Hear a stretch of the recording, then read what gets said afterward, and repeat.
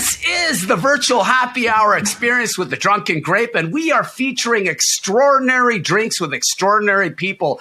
My guest is just sensational. We are featuring the great S. Scott Mason, a former attorney, member of the LGBTQ community, a man who literally, multiracial, was literally born by what he says is on the wrong side of the tracks and faced all kinds of adversity. And, you know, if you watch some of this content that he has with the On Purpose Highway podcast on YouTube, it's a budding channel. It's an emerging one that you all need to subscribe to. You really see the depth, the character, and the real warmth of this gentleman. Scott, welcome to the show. How you doing, buddy? I've got to say, I am doggone good because there is another podcaster out there who brings that sort of energy into the room. This is going to be the most electrifying show I have ever been on. Thank you for that. Hey, cheers, Scott. Now, how did you get started? You have a really interesting background, and we talked in the green room about this.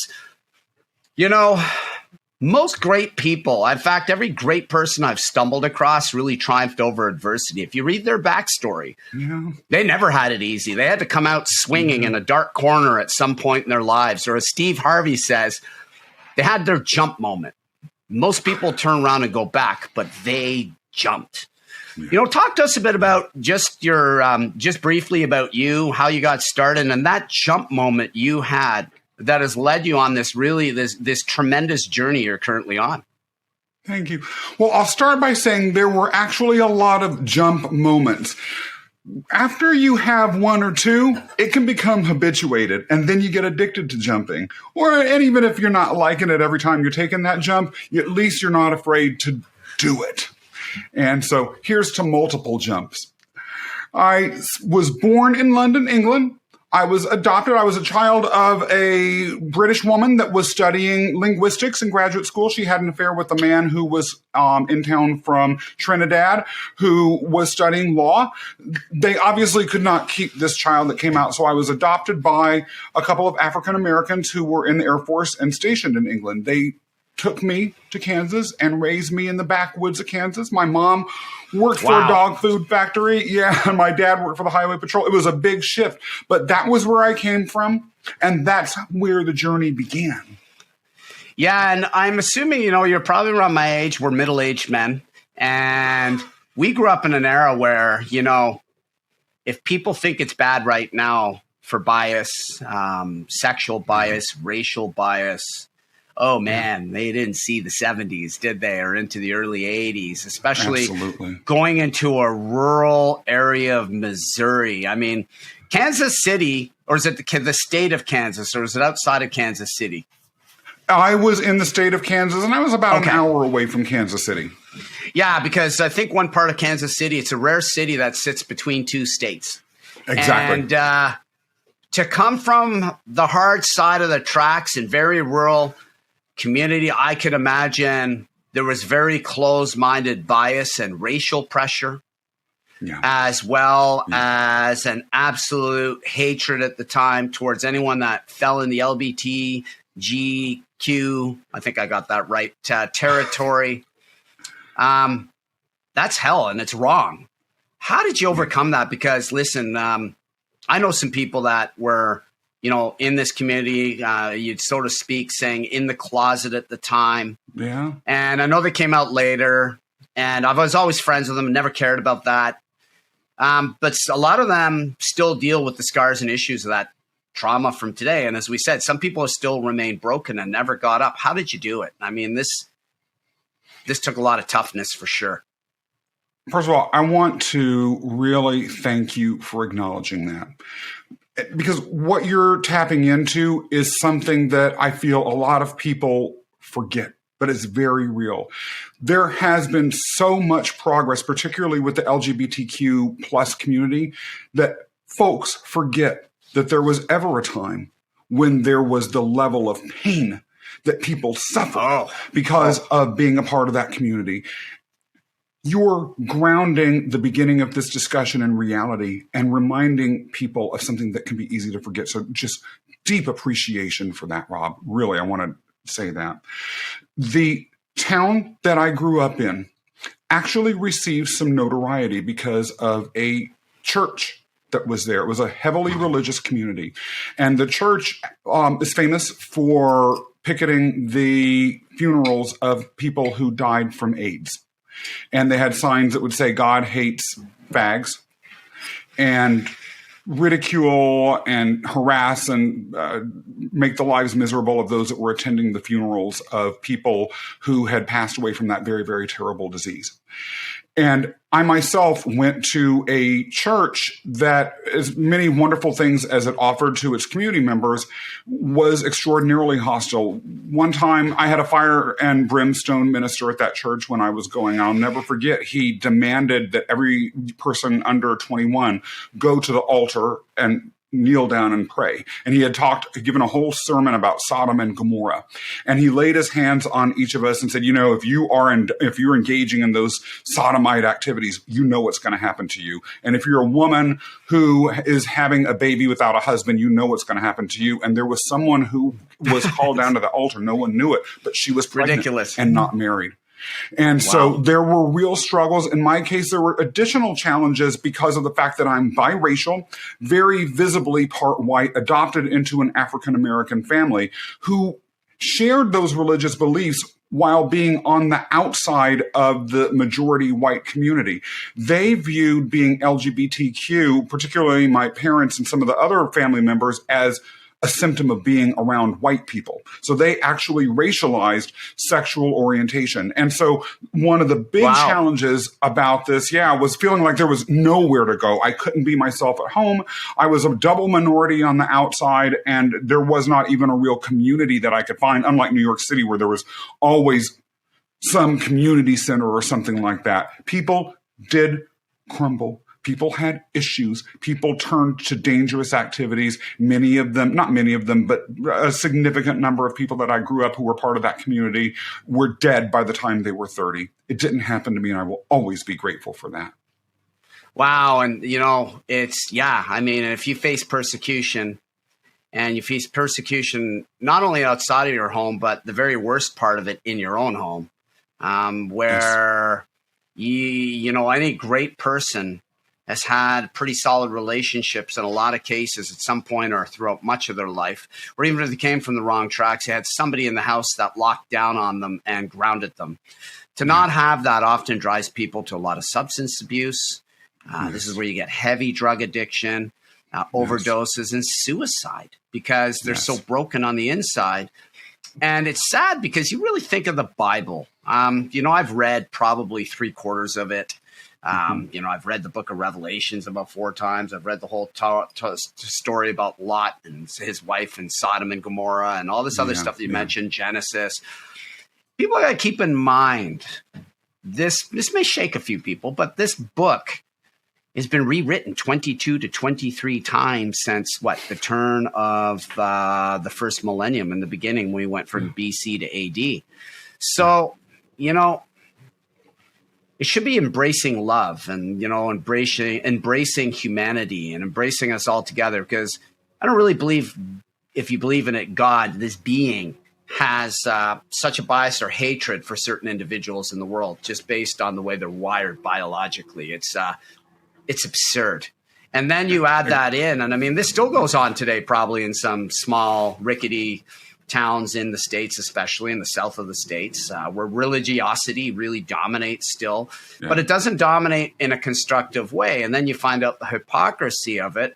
That very priest or pastor preaching this negativity ends up getting guilty of being caught, sleeping with underage boys in a meth lab, for instance. And this stuff isn't even a joke. It's for real. Yeah. You can't even laugh about this, because it's actually the same person throwing, to quote, fire and brimstone on you is the biggest hypocrite in a lot of cases. Absolutely. And then the damage done. So you overcame this hurdle. Yeah. I understand then you went up and moved into New York City. Yes. You can survive there. As Sinatra says, if you can make it there, you can make it anywhere, baby. I had the baby part in there. But, man, I've been to New York City. I've been in and out of New York City a bunch of times. I worked in the cruise line industry. The Norwegian Crown used to dock there, as did the Majesty for a short period of time, I believe. But I was on the Crown in and out of there. And the Norwegian Dawn. I had worked with NCL at the time.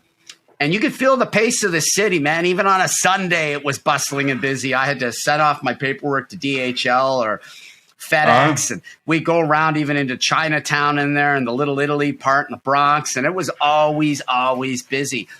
And I spent a week there as well. So I'm walking through the weekday, and the streets are constantly chiming of people just moving like this.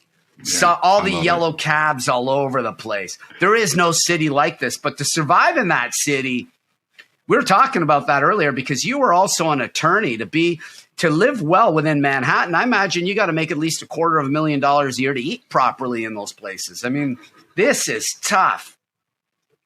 And you went there. I did. From being this tiny little backwards town in Kansas. Absolutely. I'll share something with you.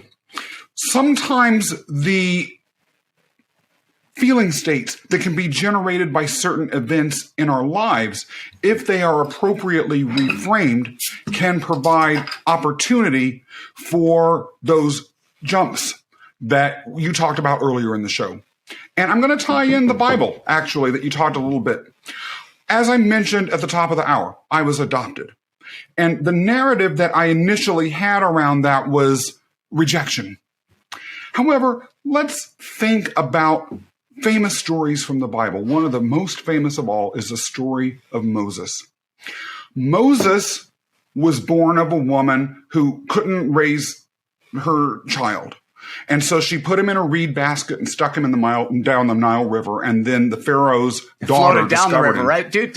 All the way down the river. And then, the Pharaoh's daughters retrieved this crying baby floating down the Nile in a wicker basket, effectively, or something to that effect. Exactly. He then had his life reinvented. Later, because of that reinvention, the pattern that had set, he was able to transition out of his role as an Egyptian prince into the leader of the Israelites on their exodus out of Egypt. What that taught me, having similarly crossed a body of water as a child after being given up by my original mother for a new one, was that the possibility for reinvention was always there. So as miserable as I might have been in Kansas, and Rob, I will not lie, I would go jogging for hours every week in these wheat fields where there was no one, just to be alone. And I would sit up at night and I'd look at the skies and I'd dream about this great city that had to exist where I could fit in. When I finally came here, I had the ability to make that jump and reinvent because of that pattern that had already happened. I had a different name when I was born in England. My original name was Calvin Franz Crowdy. I had even assumed a new name identity. So the idea of coming to a new place and reinventing myself was something that at least had been in the back of my head because of a story that I had chosen to reframe as a young child. That was the beginning of jump starts that took me to pretty amazing places in my life and that I'm very grateful to have had the opportunity to experience. Yeah, and we're going to loop that back to the jump. But first, the happy hour, ladies and gentlemen. Cheers. I am drinking a DuPont Saison. This is a Belgian farmhouse-style ale. Now, this was founded in 1950. Links go back into the mid-18th century as an actual farm. And Saison means season in beer, in French. So the beer itself has this pale color to it. It is a form of a pale ale. They use spelt, which is a cousin to wheat. There's unmalted wheat in here. And then, of course, you got pale malts. And that's why you got this pale color. The Belgians love to add spice to their beer. So, Scott, just to give you a basic breakdown, the average beer construct, and this really comes largely from the Bavarian Purity Act of 1516, then the discovery of yeast added to this in 1857. But most beers around the world typically are broken down into barley as a malted and mashable grain, water, hops as the bittering and preservative agent, and yeast, which was discovered by Louis Pasteur in 1857. There was an 11-decade period from the 1780s to the 1890s through the Industrial Revolution that revolutionized brewing, that had more impact than the entire history of brewing combined, with perhaps maybe the discovery of the wheel. So, refrigeration appeared there, shipping, steam shipping, rail, all these transport routes. Just think of the explosion this had. But this goes back to farmhouse ale, which was brewed on the farms with often leftover grain, because grain was necessary to feed an often hungry population. But water was unsafe in a lot of cases unless you were fortunate to live really by a very pure freshwater spring, and that often did not happen. So they concocted beer, and the original farmhouse ales were low alcohol. And this has gone into a much higher form of alcohol. It's about 6.5%. Farmhouse ale was predominantly wheat-based. This is why this is hazy. It's got a lot of wheat and wheat protein in it. You can even see the head. I poured this a bit ago, and it's got a lot of foam to it. Now on the nose, a lot of cranberry, coriander notes. This is a great Christmas time beer, highly carbonated, been bottle conditioned, which means a second fermentation in bottle. So this is a bit of the virtual tastings that I do, ladies and gentlemen, but this is the breakdown of the Happy Hour. And the reason I had to toast such a brilliant and legendary beer is because Scott is talking about the jumps. We brought about Steve Harvey and that quote, every man has to, or woman has to make that jump, right? Yeah. You have to make that jump. And you've made multiple jumps, sir. And cheers to you. Happy Hour. What are you drinking, brother? I am drinking some vodka mixed. I'm ashamed to tell you after that. I'm drinking some vodka mixed with my coffee. That's awesome. But vodka is vodka. It's a Slavic term from the 8th century, which means water of life.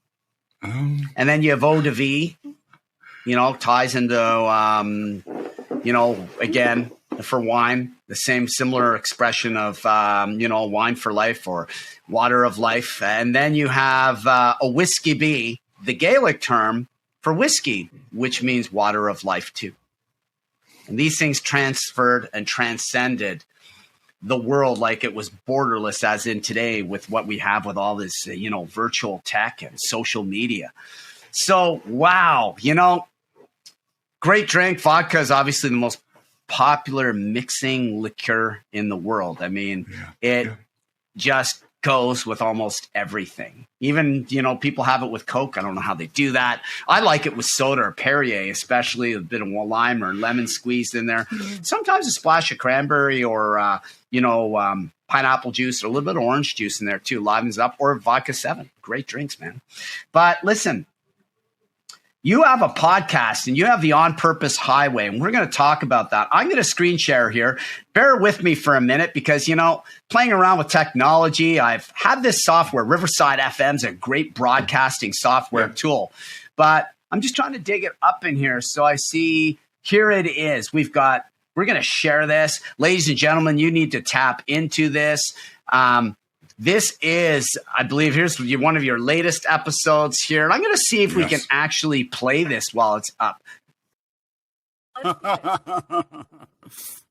So, as you know, I was raised Pentecostal, fundamentalist. Wow, the religious topic. And my parents were ministers. And for those who don't know, what exactly is Pentecostal? What is life like as a Pentecostal minister's child? Sure. So one of my earliest memories, I was about 4 years old, was handing out tissues to people, Kleenex to people who were at an altar call, which if you've ever been to a Pentecostal service, you know that an altar call is the pastor gives a fiery, 45-minute sermon. The musicians, the band starts to play, and then the pastor says, come to the front of the stage and, get down on your knees and pray and ask God for XYZ. So people come, and it's oftentimes a very emotional experience, people sobbing. And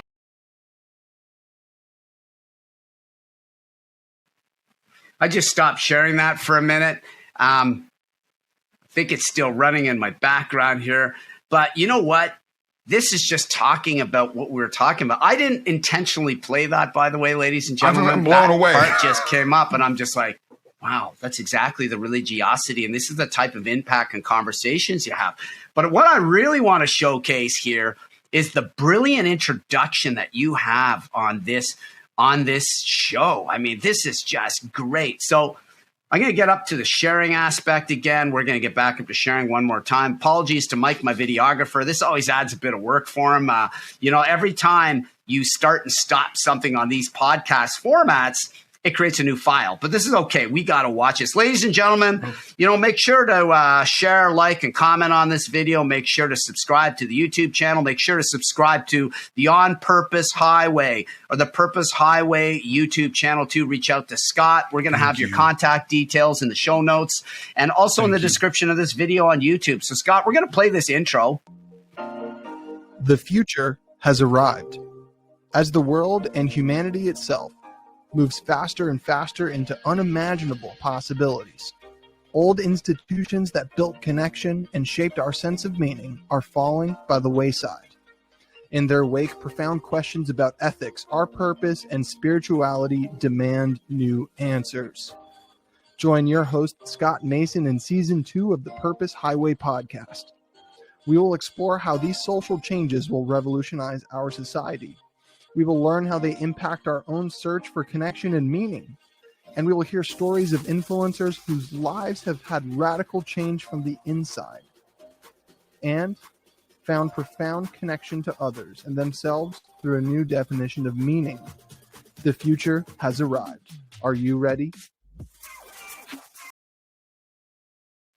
That is just brilliant, my friend. I mean, wow. That intro, ladies and gentlemen, wow. But that sums up the show. It sums up a lot about you too. You take and have channeled all of your experiences and inner core character, and you've projected, and you are a brilliant host. Like, I was actually just listening to you going, man, this is like this. I feel like somebody who really has studied broadcasting and really has worked on in a studio and done live TV presentations is hosting this show, because I can see it, because I have that experience in the background of my history on presenting as well. I appear on Daytime Ottawa regularly over holiday seasons and key stretches to talk about wine and beer. I used to appear once a month. The great Derek Fage gave me that brilliant opportunity. Huge shout out to him. And a huge shout out to other people. Like, you're radiating real in here. I don't know if you know who Nancy Burrows is, but she was on this show. She's awesome. She's out in LA, and she has this whole radiating real hashtag. And, you radiate that in person. You are who you are, and it just comes out brilliantly on video. So talk a bit about that and where you're headed with it, my friend, as we get close to wrapping up this show. Thank you. But before I answer the question directly, I've got to say I'm genuinely speechless, especially a lot of times the measure of a compliment is related to who it's coming from. And you're someone yourself who, as you just mentioned with regards to your own experience, brings such a level of energy and professionalism into the room that hearing that from you, actually, I've been taking a master class myself just watching you. So touche to you for the compliments, but I could throw them all right back at you, man. Thank you. So in terms of the show, one of the things that I'm looking to do is build it. The underlying themes, which you just played, so I won't repeat, I will sum up in 2 words: silent revolution and secret plague. The silent revolution, for the purposes of the show, is a revolution in thinking about how we deal with purpose, ethics, and spirituality in light of the decline in the religions that have historically guided us there. The decline of these religions, which is where people connected around that, has led to this secret plague of alienation and disconnect.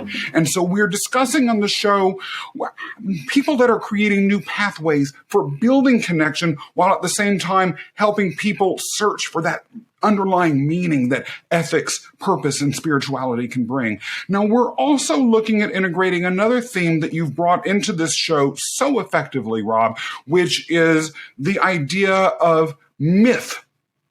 We're moving more and more towards looking at people's lives, journeys, these jumps in terms of the myths that they may have absorbed from society or created within themselves, and the revolution in thought that can occur leading to the dissipation of the silent revolution when they rewrite and recreate their own myths. So a lot more is going to be coming up with the show in that, including some interviews with some people that are professional mythologists, as well as people that have lived it.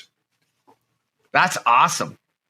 You know, and that's a large body of work. And obviously you got your whole coaching background too. I know you coach and mentor a lot of people. Yeah. And what's cool is that you run into a lot of the term coaches, especially on LinkedIn. A lot of it is, you know, it's bullshit. Let's just call it what it is. It has absolutely not grounded in any kind of real skill set or fact. It's like the branding experts and content creators of what? Because they don't even have a brand or any content that's original themselves.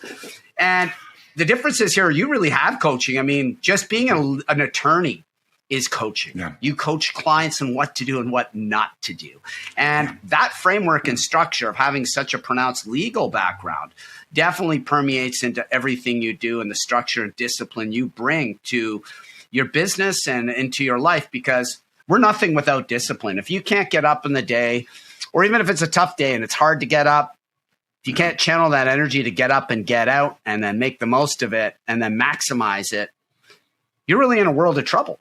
And it's just, this is the key fundamental. And what I see out of you is that, and I see a show that really brings to life the heart and souls of people. And you're bringing humanity together. And we're in an age where it's basically like Mahatma Gandhi, you know, be the change you want to be in this world. You're doing that. You're exemplifying that, sir. You know, cheers to you, brother. And I'm just going to wrap this up here in the happy hour, ladies and gentlemen. I hope you enjoyed this show. It's terrific to have somebody amazing like Scott on the show that has literally triumphed over tremendous amounts of adversity to become such a complete, upbeat, positive force of change in this world. Thank you very much, Scott. Ladies and gentlemen, you've been a terrific guest. It's the happy hour, ladies and gentlemen. Have a terrific day with whatever you decide to do. This is Rob and Scott from The Drunken Grape.